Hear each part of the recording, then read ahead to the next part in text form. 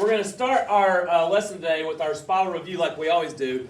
If you're watching this at home and you're practicing, you could go ahead and pause the video when I count to 3, but we're going to move on. So 3, 2, 1, pause.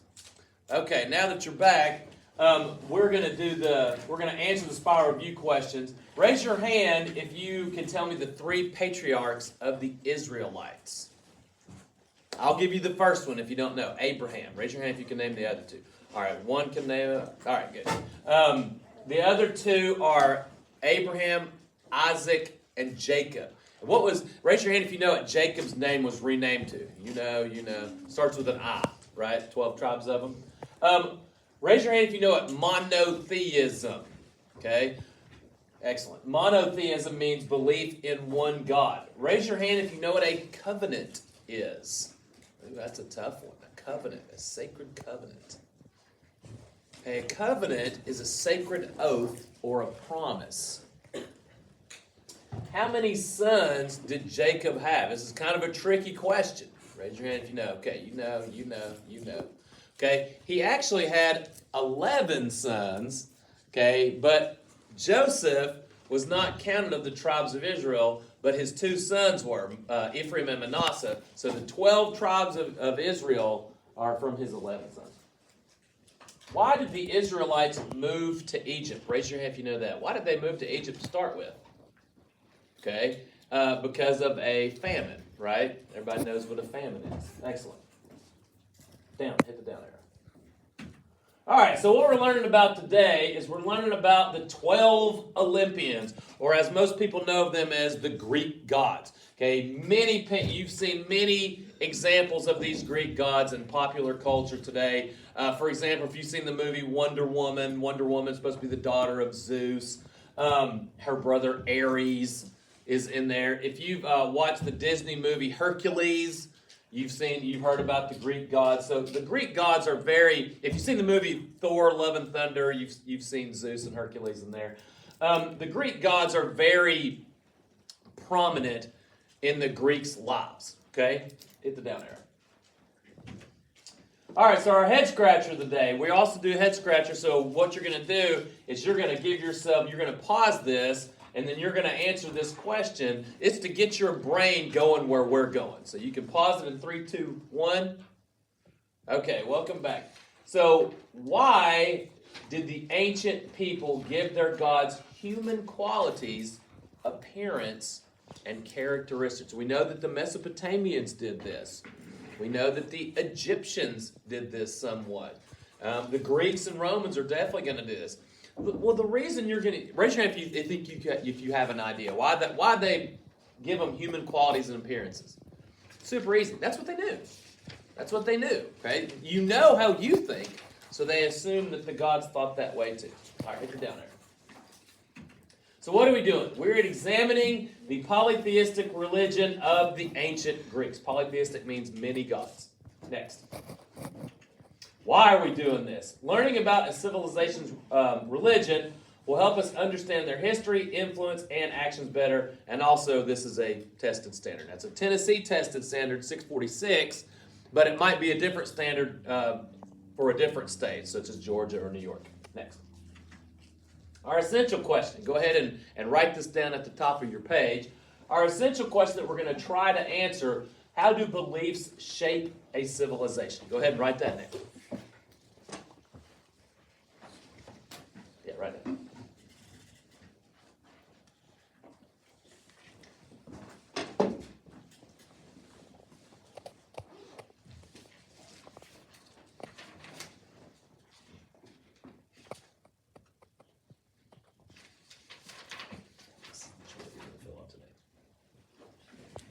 Okay, move on. Next. What is Olympia in Greek and Roman mythology? So we're going to pause right here. Why would I say Greek and Roman? Well, the Romans considered themselves descendants of the Greeks. They're going to have the same gods. Now they're going to rename most of them. For example, Zeus for the Romans was called Jupiter. Okay, Poseidon for the Romans is called Neptune. Hey. Hi, I'm sorry to bother you. It's all right. When is the Sparta poster due? Monday. It is due Monday. Monday. Fine, we're having conflicting, so I said, I will find out. Okay, they were talking.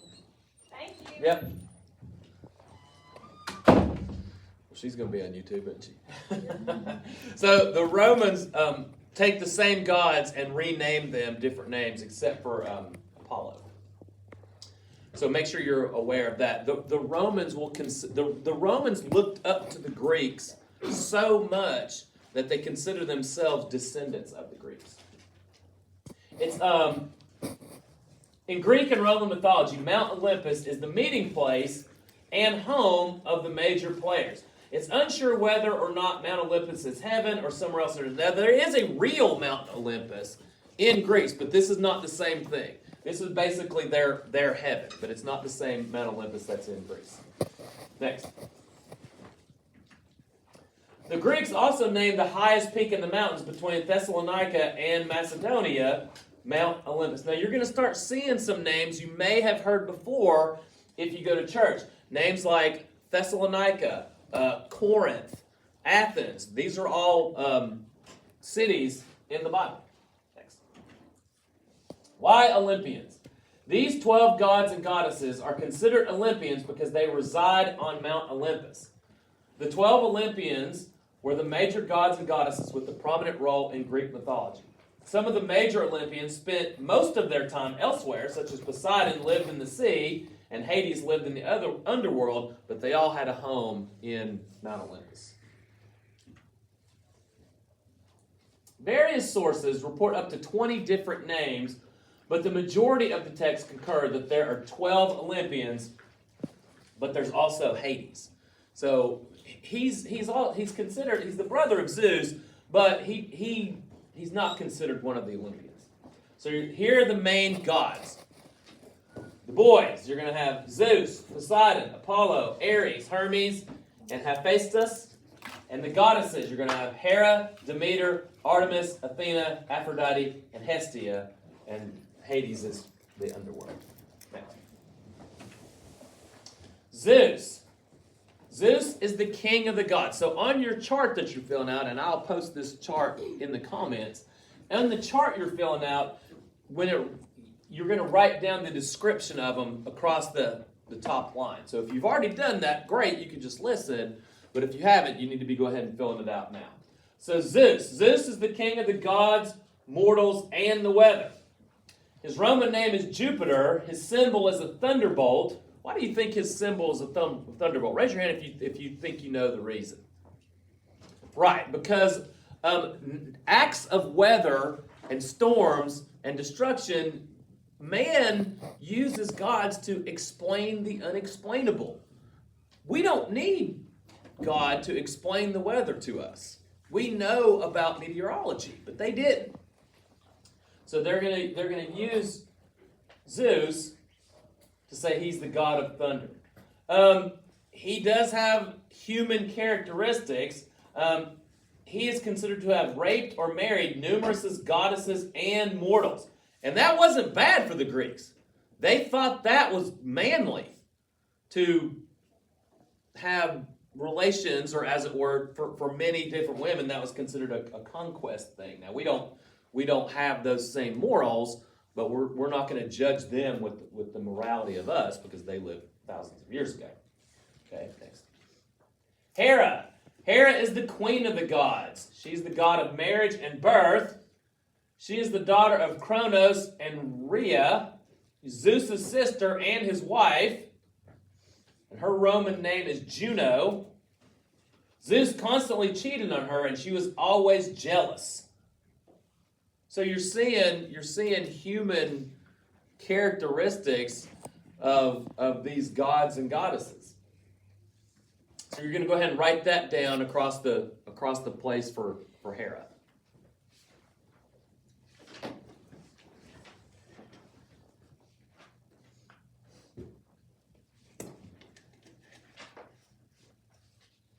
Now, obviously, we know, living in the present, that these were not real.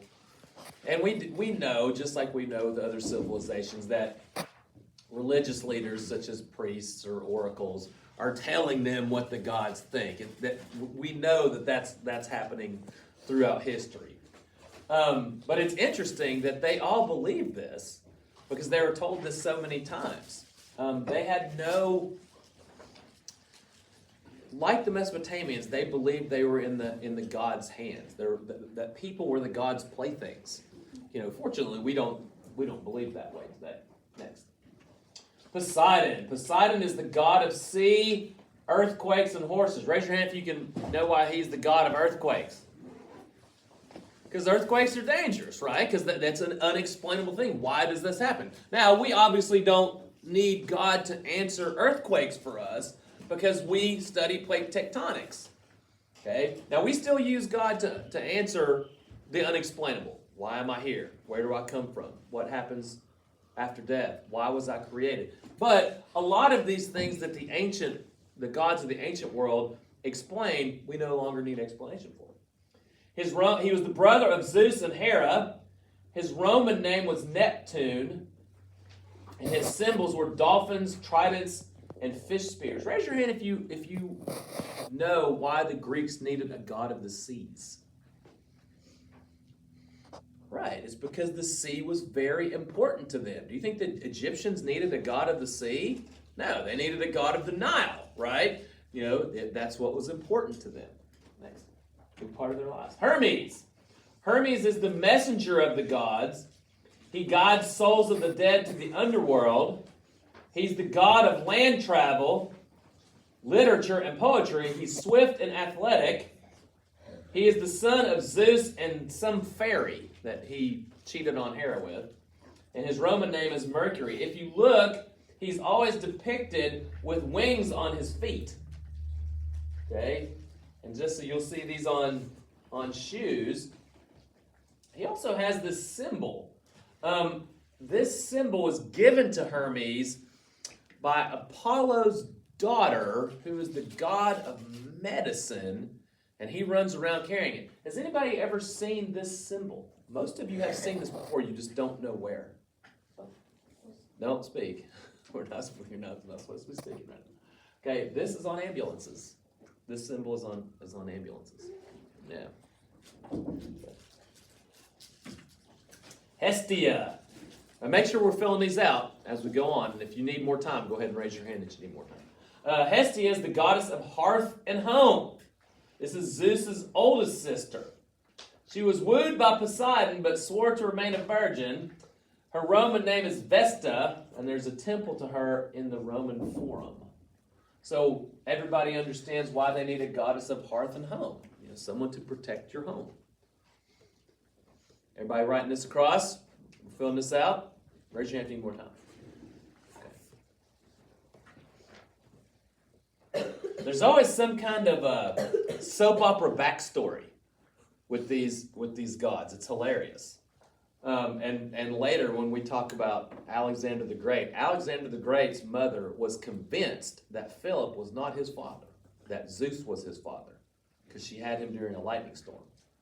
And she was convinced of that, and she convinced him of it. Who's still writing?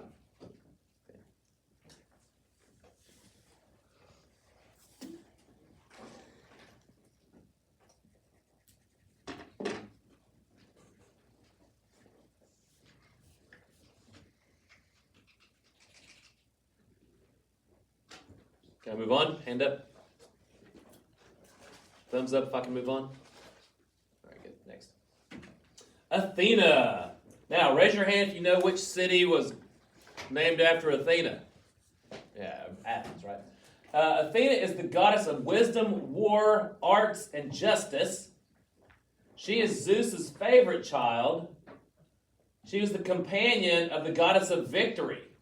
What word? Anybody know what that word is? Anybody ever seen that word before?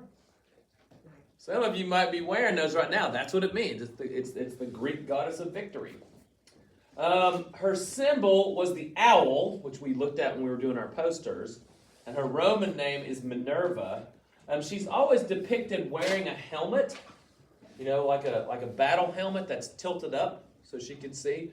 But you'll see a lot of Roman and Greek statues are depicted wearing Athena's helmet lifted up. You see she's got a shield there and a spear. Interesting that a woman is one of the goddesses of war. I thought that was pretty cool. Who's still right? Okay.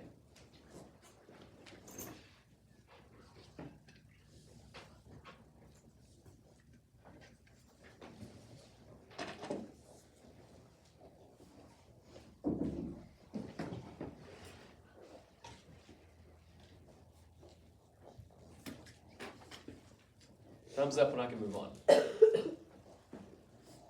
Thumbs down if I need to help hold on. Okay, next.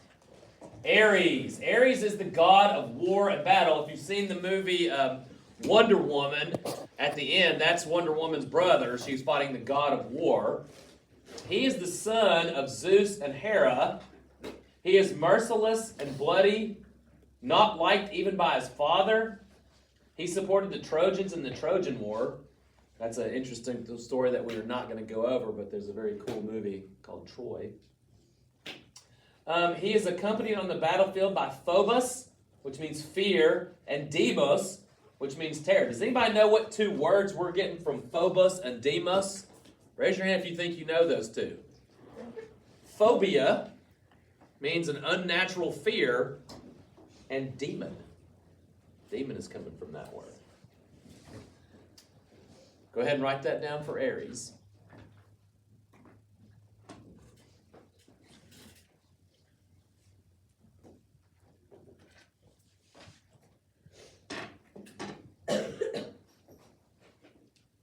This is obviously Athena's brother, but I don't think you have too many any city-states named after Ares.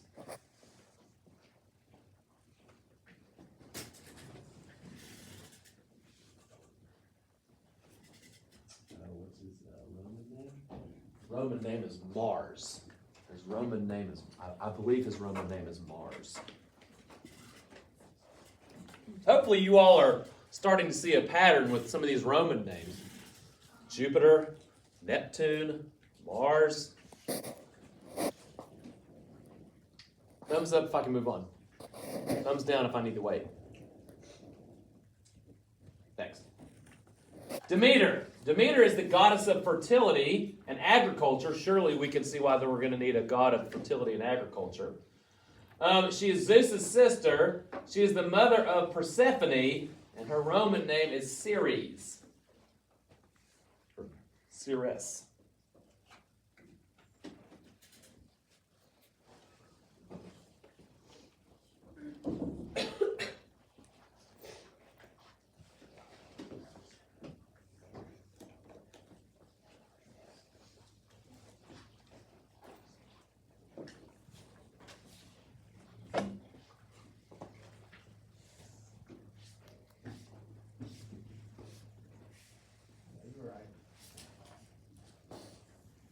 Thumbs up if I can move on. Excellent. Next. Apollo. Apollo is the god of sun, archery, healing medicine, music, and dance. Pretty popular. Matter of fact, he's one of the only ones, if not the only one, that the Romans leave his name the same. He is the son of Zeus and is the twin brother of Artemis. He is the father of Asclepius, who's the god of healing and medicine, whose symbol is the wand that she gave to Mercury. And his Roman name is Apollo. You know you're pretty important if you're the god of the sun.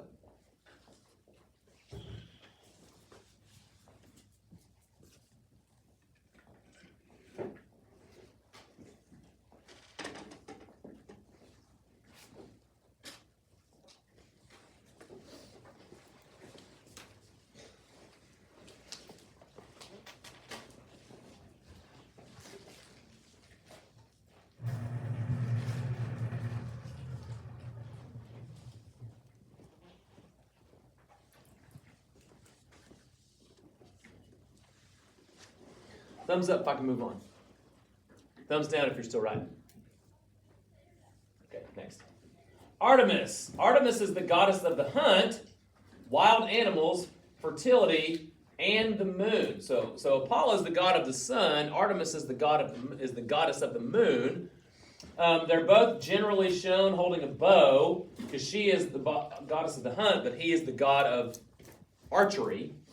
Again, another god to fertility. She is often identified with Selene, who's the another goddess of the moon, and her Roman name is Diana. Her symbols are a crescent moon above her head.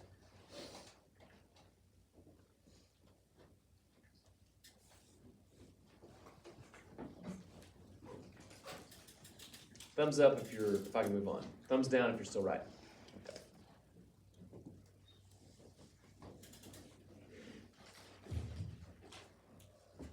Hey, you're starting to see this. This is something new. You're seeing trained or dogs as pets. Dogs, for most civilizations in the ancient world, were not seen as pets. They were enemies because they were wild animals. Now you're starting to have some that are domesticated in Europe. All right, next. Hephaestus. Hephaestus is the god of fire and blacksmith. We can see why at this point they're going to have a god of fire and blacksmith because they're now smelting bronze and they're using metal weapons. He's the son of Zeus and Hera, yet Zeus wasn't involved. Who knows how that works out? It's always some kind of soap opera. His Roman name is Vulcan, which means the god of volcanoes. He was born weak and crippled. He is the husband of Aphrodite, who cheated on him with Ares. So there's all.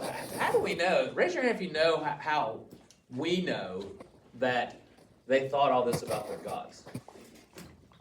Yeah, they wrote it down. They wrote stories about them. Hephaestus, or Vulcan.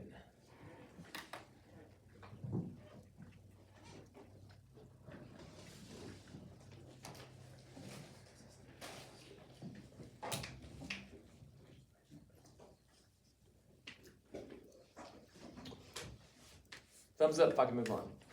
Next. Aphrodite. Aphrodite is the goddess of love, beauty, and sex. When Kronos... Here's an interesting backstory.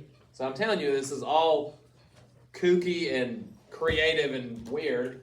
When Kronos castrated his father, Uranus, he threw his castrated genitals into the sea, and thus Aphrodite was born out of the foam or the splash of that.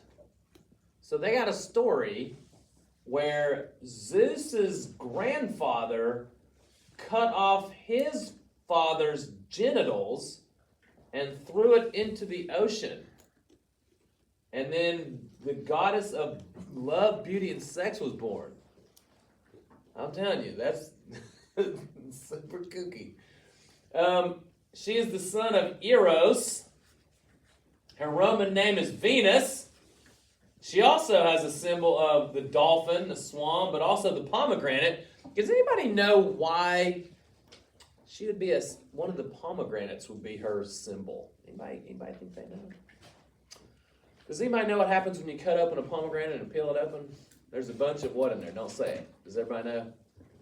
Yeah, a bunch of seeds in there. So that's a good one.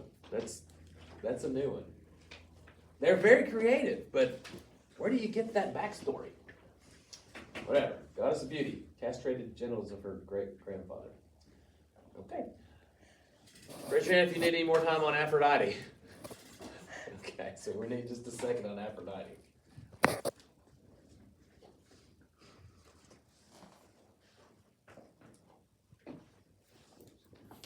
That one is almost as weird.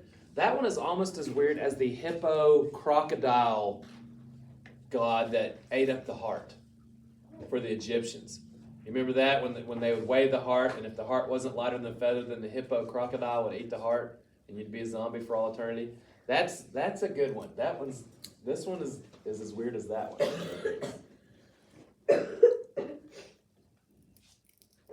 Next. The ancient Greeks, so recapping, so if you're looking at this at home and just need an overview, you're definitely going to pause it on this and study for your test that way. The ancient Greeks were polytheistic. They believed in 12 main gods and several other lesser gods or demigods. They believed that they could interact with their gods and even have children with them. The Greeks, like all ancient people, used their beliefs to explain the unexplainable. Although their gods could live on earth, like Poseidon, most of them lived in the mythical realm of Mount Olympus. Their most powerful god was Zeus. The Greeks didn't think the afterlife was very important, but it did have a ruler god, and that was Hades. They believed that they were the kind of the playthings or test subjects for the gods. One of the most famous stories, which we'll talk about at the end of next week, they believed that they could test humans with different things and have kind of games. They have stories about that. It's pretty interesting. And a matter of fact, the Iliad and the Odyssey, I believe there's the Odyssey is I think from 800 BC. They believe it was written in 800 BC or spoken in 800 BC, and they're actually coming out with a movie about it, which they've had multiple movies about it.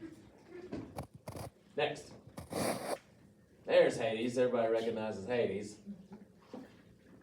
One of my favorite actors, James Woods, plays him. Recap. So we're going to pause it here, and then I want everybody to answer these 5 questions. If you're doing it at home, just pause the video at home. All right, hand up if you know what polytheistic means. Okay, everybody knows that means belief in multiple gods, right? What human qualities did the Greeks give their gods? Okay, sexuality, jealousy, lying, murder, okay, all kinds of stuff. It doesn't say many good qualities.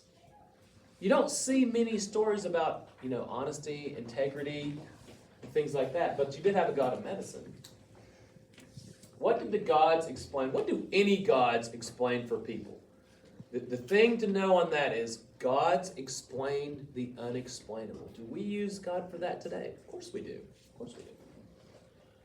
What did gods control? Gods controlled everything. Just like the Mesopotamians, they controlled the weather. They controlled people's lives. They could impregnate people and have babies with them.